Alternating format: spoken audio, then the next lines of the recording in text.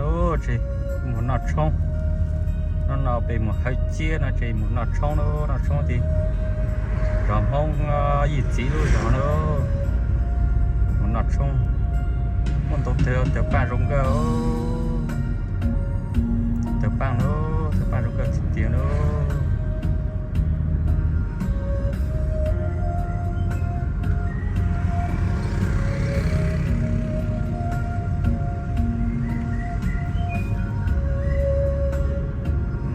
trong là chỉ mỗi giờ cứ muốn nó trong là gì đồ món nào mà thiên nó trong này muốn đồ món nó trong nữa món đồ thì hơi chở nó nữa đồ món hơi chở nó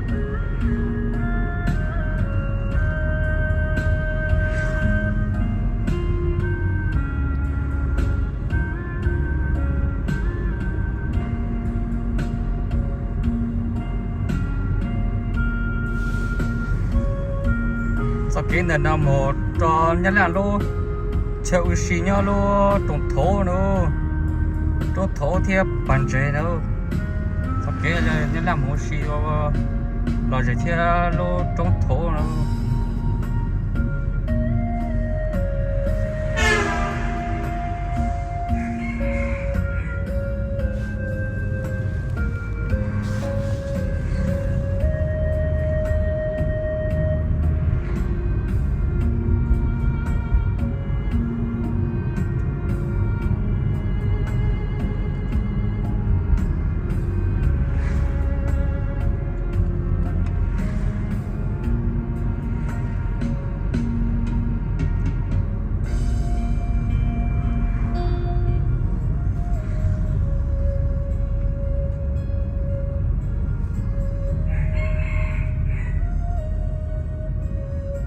lên đến nó nữa lấy săn lò nữa lấy săn lò một rồi lấy tay gì nữa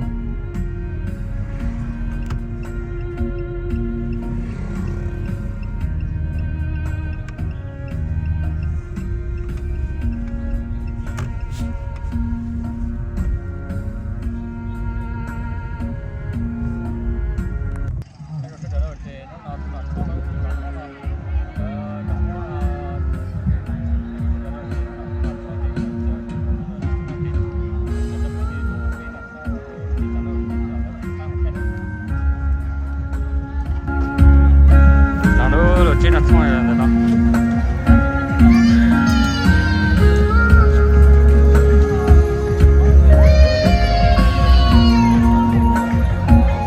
thêm một đôi là thôi rồi đó chắc chắn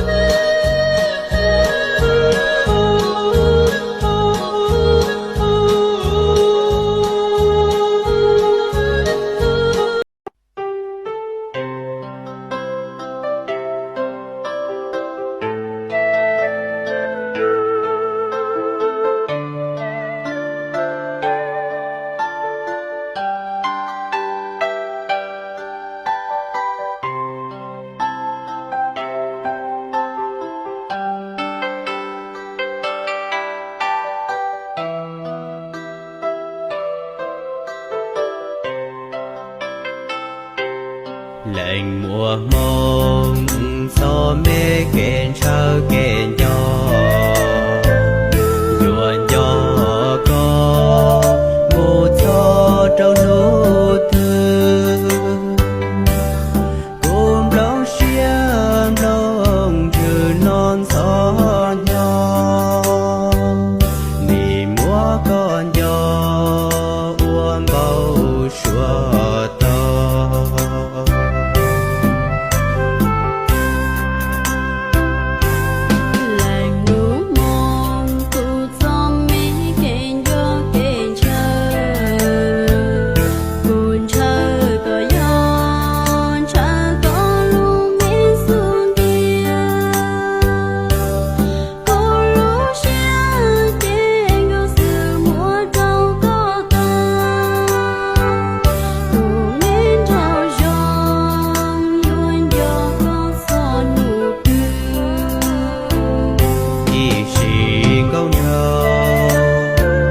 Hãy subscribe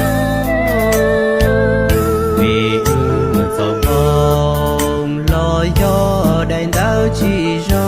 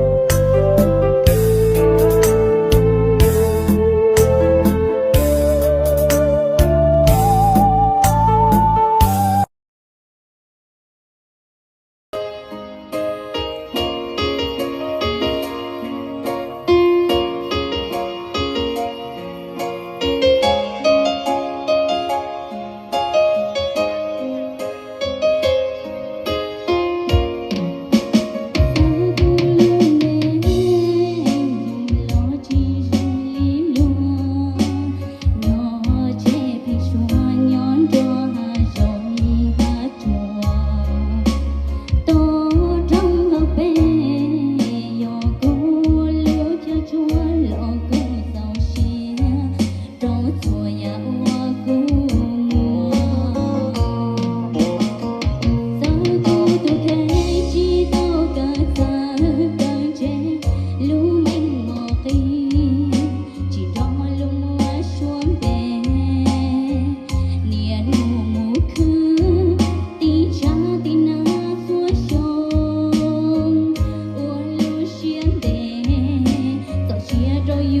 không bỏ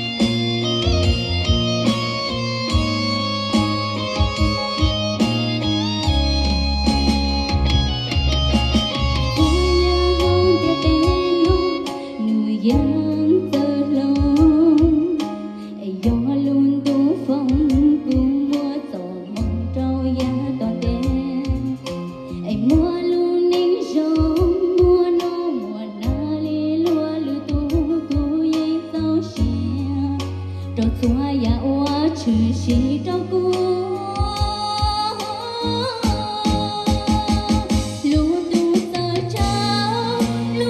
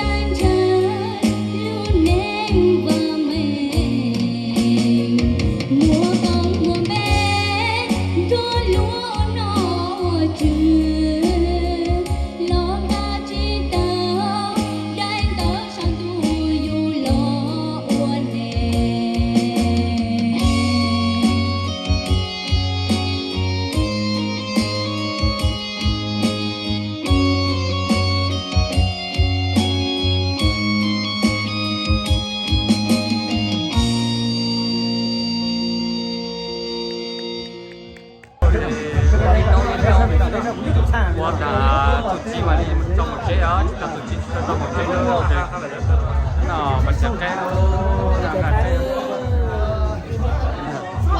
nó đẹp cái nữa, mình sẽ cái mình nó nữa.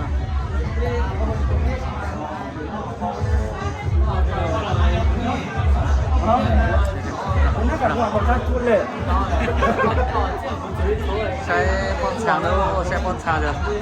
Của Tô Thiên rơi nhang của xích lúc nữa rồi. Xe con xà nữa là đó xe con xà nữa bên môn đô. Của chủ chỉ hơi chở rồi từ nó nữa.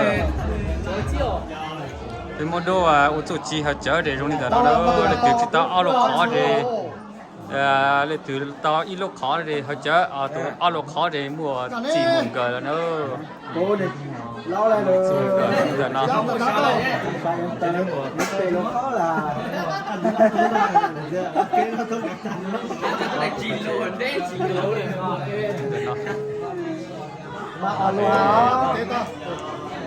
xe đua thì nó cho tao nó giờ cho tao khô nữa cho tao khô để nó nữa thì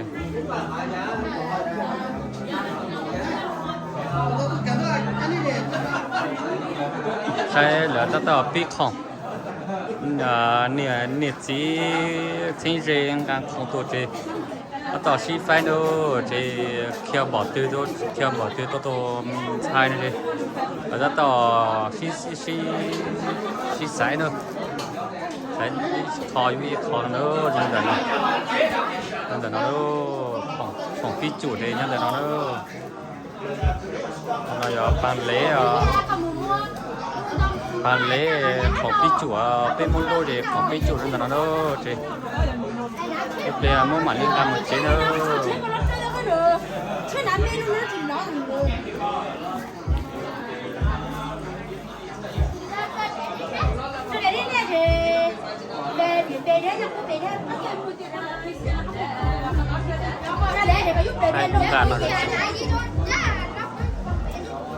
để nó là chế con mò đó chế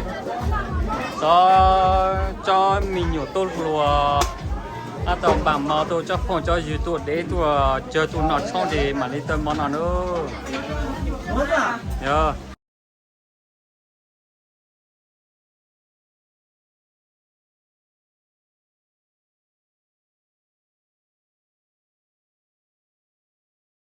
muốn lấy hồ sai hồ chùa nữa nó bố chắc chữ hả nhớ rong à nhớ rong à mẹ tuổi đó chín nó tuổi qua để tên chúa rồi tên chúa là cháu đó tên tôi sống lấy tôi cháu à có ôn thì tên chúa đó bút tên một gì à tao à đó đó bút tên một đồng đô tao đó đó tôi mua lô ròn nó bốn chia to luôn sao tao à đó này đồng bèo chán ấy cô cá lì có cá lì à cá lì đây sẽ mua chi này sẽ mua vàng đó tôi lấy lô ròn nó bút giờ sao cơ giờ hả để này nhá bùa tao xếp luôn đi tận nó để bên chỉ dùng nói dùng nó đó tiền là rất sáng to sắp to đó tôi cho bé mong tới chân nó bút sáng nhá rất sáng à sáng đó để sáng nhá để nhiều tổ dùng đó từ trước thì bé mà đi chờ lỡ tôi dú này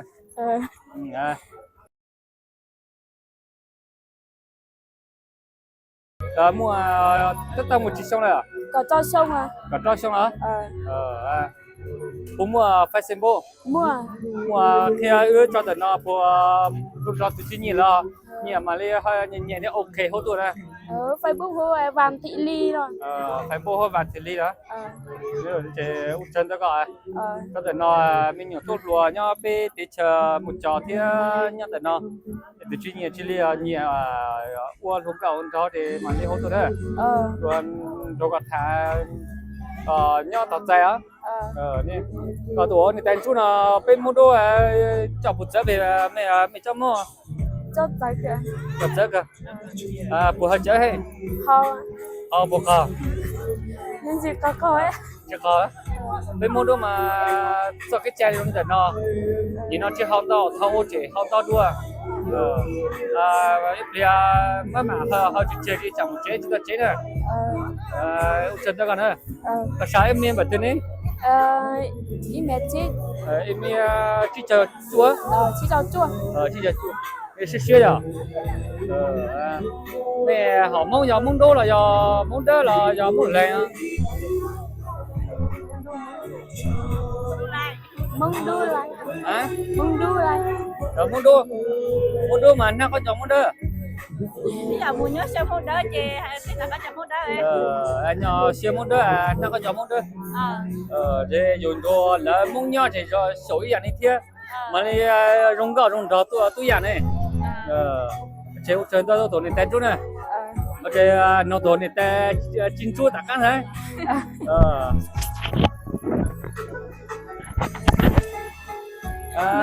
Nhớ xong à? Nhớ xong à? Và nếu nị tên chú là tồn đô có máu nị tên chú à? Tụi em gái nó nị tên chú à? Tên chú là? Có tụi đô nị tên chú tụi đô phải xếp bên mong là? Sa bộ tế chờ tôi sẽ đây sẽ đâu. Bên tế chờ bộ rô ý ảnh này tế chờ. Dùng ý ảnh à? Ý ảnh hả? Tụi cho bộ sáng nhá. Bộ sáng mà. Sáng hả? Tụi bên nhau mà lên một chế nè. Giờ thì tôi xin mà nhớ tao mà ta giờ tôi chống nghề nhớ chỉ tao lý do cho mà tôi được. Rồi bên nhau là bên mà đi sáng này mà. Ở bên lý do mà tôi được. Đi. Sáng em bận từ này. Em em 65 mà. 65 đó. Lọt xếp cơ rồi. Cũng bình thường hết mà. Anh này ở lề là nó bị mua cho con giò thì mình sửa hay mà nó bị cho con giò bị xe mà chỉ xế hả? Cả bố sát thải luôn rồi.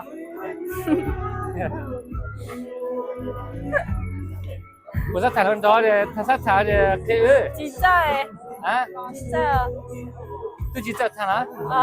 Mà vừa sát thải hả? Sao ta chỉ muốn tụi nhẹ đi em. Nên thì ý kia luôn rồi thiếp bỏ này nữa. Kia phải sẽ bố tôi ước cho tụi nó một luôn rồi mà đi hỗ tua được thẳng.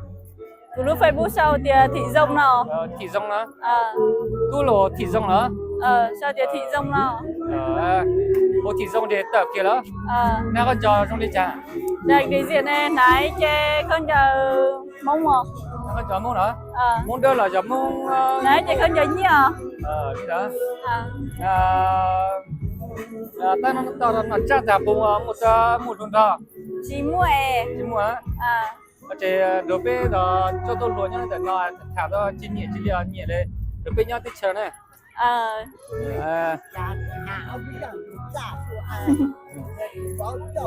Ê chị luôn chị ta bó hà. Xem nó một chỉ số là cũng mua à nên gạo là. Nên gạo đó. Nên gạo mà chỉ luôn à? Lẩu ấy hả? Thế tỏ nên gạo chỉ luôn. Buổi sáng một chút gì à? Chị sáng. Chị sáng đó? Sáng nhau đồ này chỉ nhau thôi hả? Sáng cho này chỉ nhau chứ à? Cần đó thằng lo một thứ này. Người ta lớp cậu ý à? Lớp cậu ý hả? Chà cho ý lo là cho chi sổ của ta. Để cho chị cởi á. Cho chi nhẹ cỡ cho đồ nhẹ. Nhẹ tu có té giờ là một té ha. Thì cỡ thằng lo chỉ lo nấu để cho lo bán thì chịu té à? Thì và mua ở bên tổ mình nhổn phần đó trông lên tàu nó chỉ nhẹ để chứ bè màn tàu tè cho từ từ để mà đi thẳng đi yếu nè. Liền. Một trận đó nó thì tụt tập bên mông nó trông nó bột giá mẹ cho mông. Ý dạng chứ sao? Ý dạng đó. Bên này nó trông nó mua xì mua chè nhiều là đồ tuy dạng này bên nó in hơn nó. Nó mua chè nhung à? Mua chè nhiều đó. Ý là đi hậu chợ thà lu xin nó chỉ cú hỏi nó tới đó nó mình chỉ nó sợ nó. Nó sợ. Nó ý dạng này nhớ là nó. Nó có ý xì à, ở xì đó. Bên mua nhau tập tờ mà bên nó nó á. Giờ nên đâu lỡ thì lỡ từ một tê lỡ từ chỉ tụi nó để giờ từ chỉ sao chỉ lỡ nè.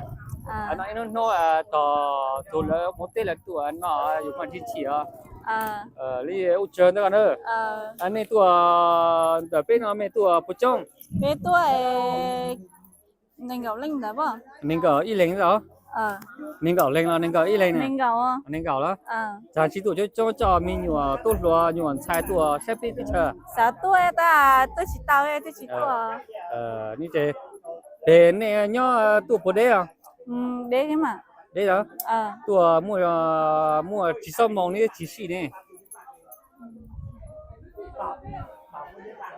rồi mua chỉ số một tết đó không người用đến đó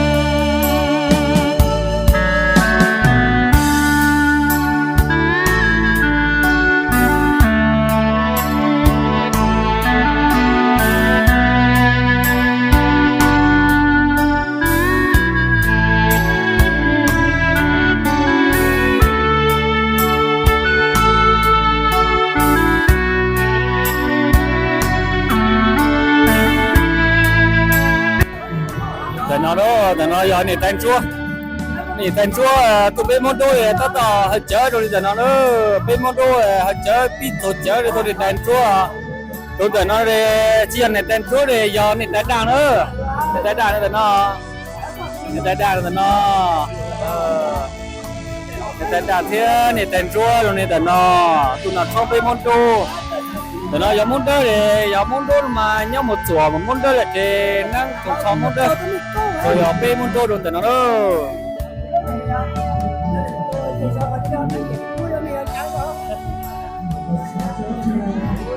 ê cho phụ dừa tức là thuộc chớ rồi tụi nó bị chớ rồi hơi tụi nó cá chớ kia bị chớ đưa tay cho một chế nó nữa